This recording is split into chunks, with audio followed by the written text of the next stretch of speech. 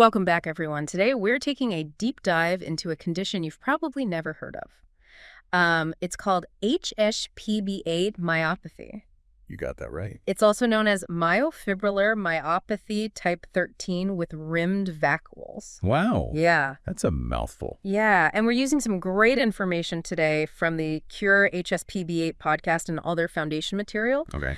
It looks like they've really tried to create resources for everybody involved, patients, families, even researchers and clinicians. Right. So we really want to understand what HSPB8 myopathy is, what are the challenges, and also all the work that Cure HSPB8 is doing. Absolutely. I think these deep dives into these ultra-rare diseases are so important.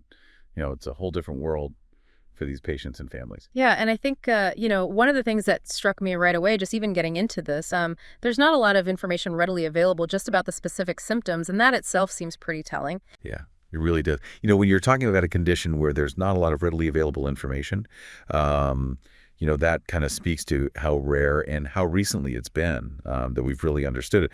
And one of the things I think that's a really big deal here is that HSPB8 myopathy has been recently classified as myofibrillar myopathy type 13 with rimmed vacuoles. Right. It's been given its own entry in the OMIM database, Online Mendelian Inheritance in Man. Now, you said that inclusion in the OMIM database is a huge deal. It is. So can you just tell us why that is so important? Yeah, so having it listed in OMIM is more than just like a listing, right? It's like this standardized classification that the entire medical and research community uses globally. So it means that researchers can find information more easily. It means that clinicians can actually have a diagnostic marker to work from. It means that there can be more research funding and opportunities potentially. It's a huge deal for a disease to get that official recognition in the scientific world.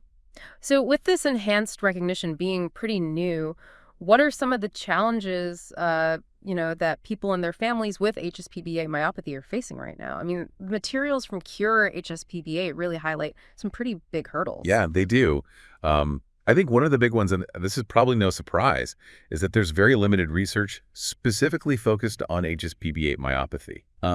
Because it's so rare and because it's been, kind of solidified in its identity so recently, it just hasn't been, really investigated as much as other, more common conditions. Makes sense. And that impacts everything. It impacts understanding how the disease works. It impacts, developing any potential therapies. And I noticed, too, that the HSPB8 gene isn't routinely included in the standard genetic testing panels for myopathies. Right. And so that seems like a huge barrier to even getting a diagnosis. It is. If the tools that are being used to diagnose these conditions don't even include the HSPB8 gene, it can be overlooked. It can be misdiagnosed, and it really speaks to this idea that Cure HSPB8 highlights, which is that, one of the big challenges is just even getting the correct diagnosis. Right.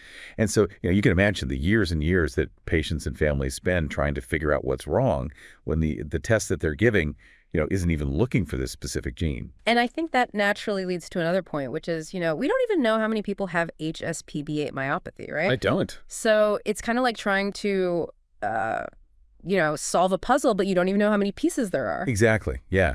Because it's not widely tested for, because it's recently classified, it's really impossible to know exactly how many people have this. And it also, really impacts the research, right? Sure. If you don't know, how many people have it and kind of what the typical course is, it makes it a lot harder to actually study the disease. So when we talk about that, like, a typical course of the disease, what kind of information are we missing? Yeah, so we don't have a lot of data on how the symptoms progress over time. How quickly do they progress? How severe are they for different people? Okay. And understanding this kind of natural history of the disease is really, really important for designing critical trials. It's also important for patients to know, what to expect. Right. So it's really, it's a big gap in our knowledge. And beyond that, when I was reading the Cure HSPB8 materials, they talked about just the lack of a dedicated community historically for patients and families. Right. And I can only imagine how isolating that must be. Yeah, absolutely. When you're dealing with a rare disease, not having that network of people who understand what you're going through, not being able to share experiences and advocate together, it's really, really difficult. And so, not having that community has really been, I think, a challenge for the HSPB8 myopathy, community. And maybe the biggest hurdle of all is just the reality that there's no approved therapy and there's nothing on the horizon right now. Right. And that's the case for a lot of rare diseases. And unfortunately, HSPB8 myopathy is one of them right now. And so, the fact that there are no treatments really speaks to, how important it is that we, really put a lot of energy and effort into researching and developing treatments for this disease. So I think that paints a pretty clear picture of all the challenges that this community is facing. And this is really where Cure HSPB8 comes in. Can you tell us a little bit about their overall mission and their strategic plan to address these issues? Yeah.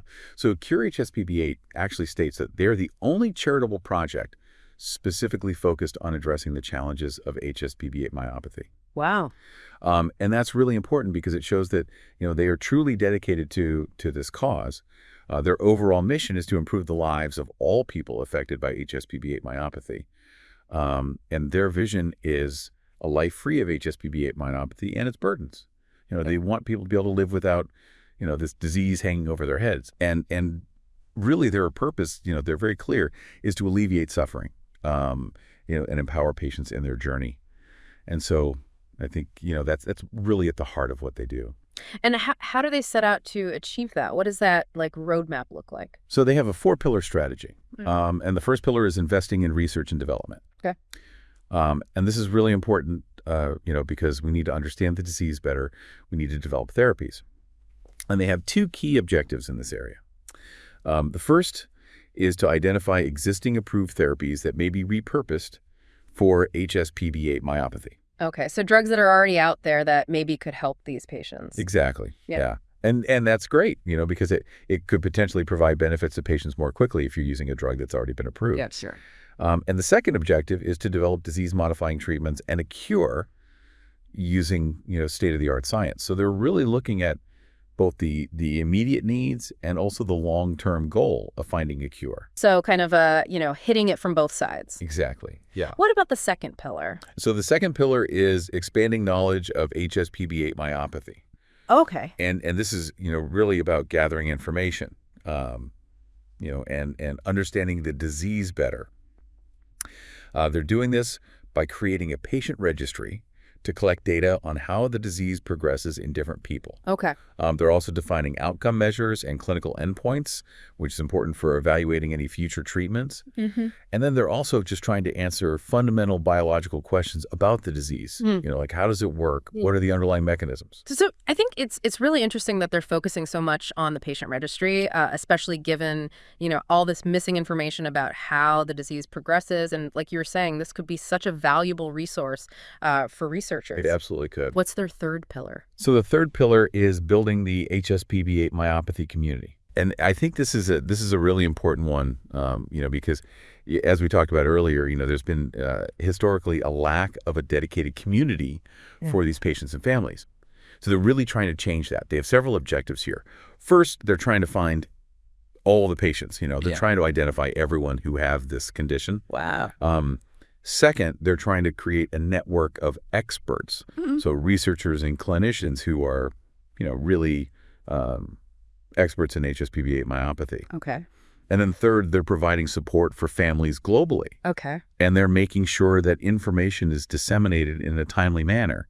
They want to make sure that everybody has access to the latest information about HSPB8 myopathy. Right. So, building that community, I think, is going to be really important for moving forward. So it seems like a lot of what they're doing is just, really bringing people together. Exactly. Yeah. Which is so important when you're dealing with something so rare. What's their fourth and final pillar? So the fourth pillar is advocating for the community. Okay. Because this is such a rare disease, it's really important that they raise awareness. Mm-hmm. They really need to advocate for more research, more funding, and they have some key objectives here. They want to make sure that HSPB8 myopathy and Cure HSPB8 are included in all the relevant rare disease databases, human disease databases, umbrella organizations, all those places where people go to find information about rare diseases. Sure. And then they're also trying to raise awareness within the broader rare disease community. Okay. They want to make sure that HSPB8 myopathy gets the attention it deserves. Makes sense. So it sounds like a really comprehensive and well thought out approach. They also mention, their core values in all the materials. They do. And it seems like that's really the foundation for everything they do. Can you tell us about that? Yeah. So their core values are urgency, transparency, and evidence-based approaches. Yeah. And I think, these values really speak to their commitment to moving quickly, to being open with the community, and to, really basing their work on scientific evidence. Yeah. And it's nice to see that they've also had some early success, which must be really encouraging for the community. It is. It's still early days, but they've already made some really great progress. As we talked about, the Global Patient Registry is a big win. Yeah. And it's going to be really helpful for researchers going forward. Right. And then, also just the fact that HSPB8 myopathy has been classified as myofibrillary myopathy type 13 with rimmed vacuoles, and it's been included in OMIM. Huge, yeah. That's a huge step forward in terms of recognition and visibility. And what are some of the other early successes that they've been able to celebrate? Yeah, so they've also been able to really create some great affiliations and collaborations. They're a member of the Global Genes Alliance, which is a really great organization that provides resources, networking, advocacy. It's a big deal to be a part of that organization. They've also partnered with other foundations like To Cure a Rose and XYZ. Okay. And these partnerships are really important because it allows them to share expertise, share resources, and really kind of work together to move the field forward. Sure. And then they also have regular monthly research meetings, which is great. Okay. It just shows that they're really committed to ongoing scientific discussion, collaboration, and trying to learn as much as they can about the disease. So for anyone listening who might be affected by HSPB8 myopathy either directly or indirectly, or just interested in learning more or offering support, how can they get involved with Cure HSPB8? Yeah, so they have a lot of great ways for people to get involved. They encourage everyone to follow them on Twitter. Their handle is @CureHSPB8. Okay. They also have a newsletter that you can sign up for through their website, which is curehspb8.org. Okay. For patients and families, they have a dedicated Facebook group called Cure HSPB8 Myopathy. And this is a great place for, people to connect with each other, share experiences, and get support. Okay. And then, of course, their website, curehspb8.org, is, really the hub for all the information. You can learn more about the disease, about the organization, about how to get involved.